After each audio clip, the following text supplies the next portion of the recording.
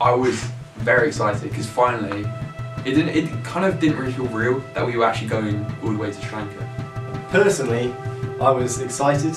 I was also a little nervous, but I was keen, having fundraised and done a whole host of projects to accommodate going to Sri Lanka. I was keen to finally be on the trip out there. When before we actually went, it was very like everyone was in their separate groups, like their friendship groups, and there was like quite a lot of anticipation and excitement. A bit nervous because you didn't know what it was going to be like, but they weren't as close as they were at the end.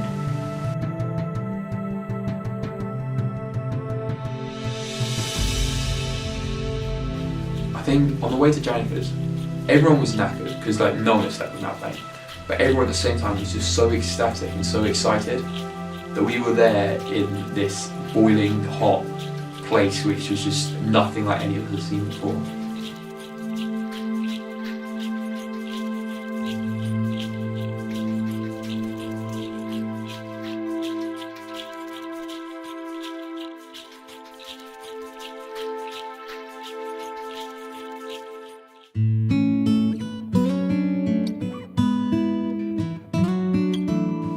My first impression of this home was, wow, this is not how I expected it. You know, it was covered, it had flags, they had welcome to Akeley sign. It was very nice and they gave us cream soda and I thought this is so lovely. First impression of Janica was, he's a hugger. I wasn't expecting that, I was quite groggy, you know, I'd had 2 hours of sleep in about 26 hours. So I was very much, you know, not really with it, but it was a great experience to meet him because he's so lovely. Oh well, he was really welcoming, that was lovely. I made friends with Quelly, but at the start I didn't know her, so I was like, oh, there's a bit of a weird child running around. But like as it went on, I got to know her and I liked her a lot. The food was amazing. That was one of my highlights. 2.5 weeks of just curry every day. Oh, that's my dream.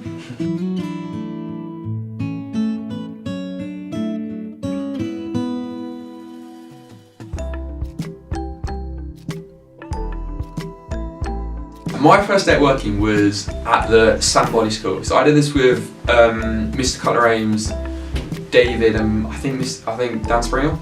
So the children then at the schools, it's hard to think. They're so enthusiastic, very different both culturally and sort of attitude-wise to students in the UK. Because very enthusiastic. The first thing they want to do is shake your hand, give you a high five as you walk in, and I had students rushing up to me to mark their books, laughing with tears of joy if they got a 10 out of 10, so as I say, very different.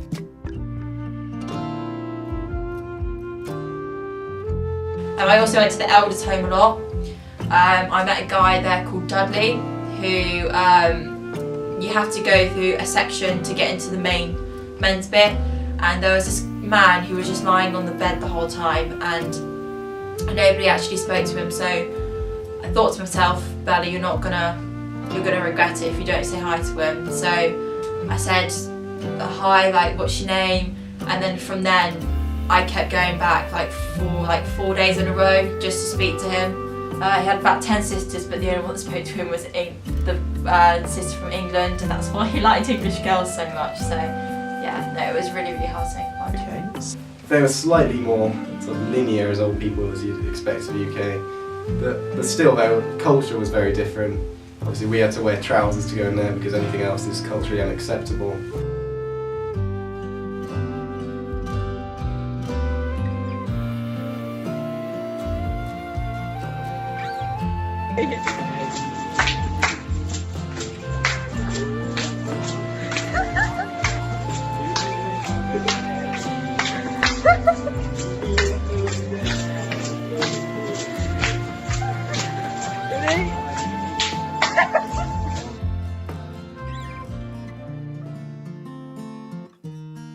Before we actually went, the night before, Miss Stone sat me and Isabel down and we got told to wear... Oh no, sorry, it was Alice. Sorry, Alice. We got told that we were probably going to get peed on, be sick on, and it's going to be a major shock as to what an orphanage is in Sri Lanka compared to England. Obviously when Miss Stone said that to me, I was a bit hesitant as if I wanted to still, like, oh god, maybe this wasn't the right decision, but I'm glad that I went there. I mean, I had a great time. I had 6 kids on me. I did get punched in the face one time, but I don't regret not going there. It was a good choice. I think they just all like to be touched. Like, obviously they're an orphanage, so they don't get much attention. So they just loved, like, even like you looking at them, they loved it.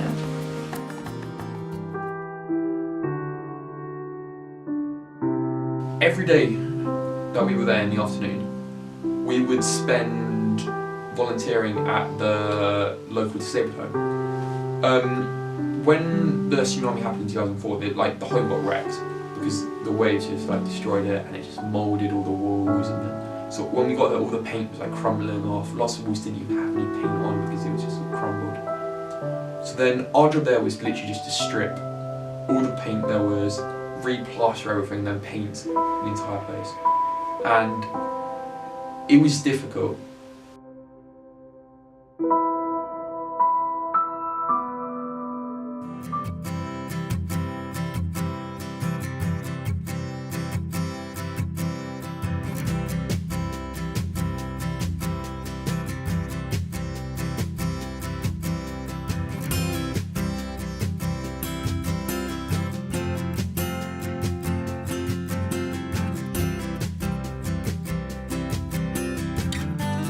The residents actually seemed really, really happy. Like, there was this one man who just kept high-fiving us all the time whenever we were painting. Yeah, it was good. So we had to paint everything.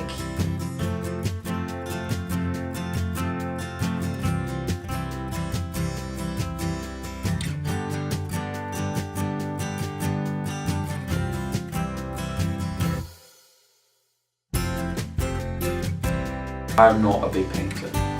And then 2 weeks of painting was just very sort of monotonous, but in the same way, sort of very relaxing.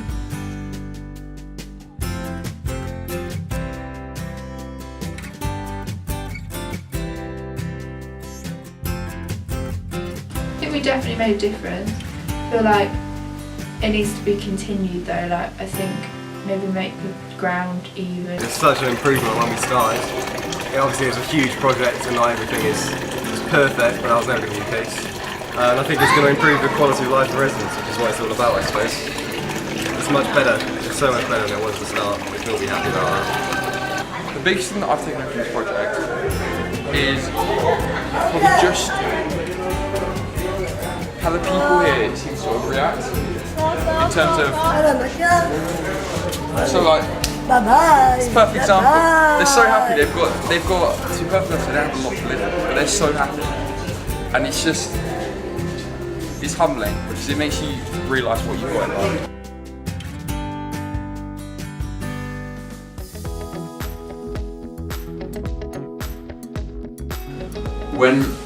After getting off the airplane and getting my luggage, and seeing my mum and my dad for the first time 2.5 weeks.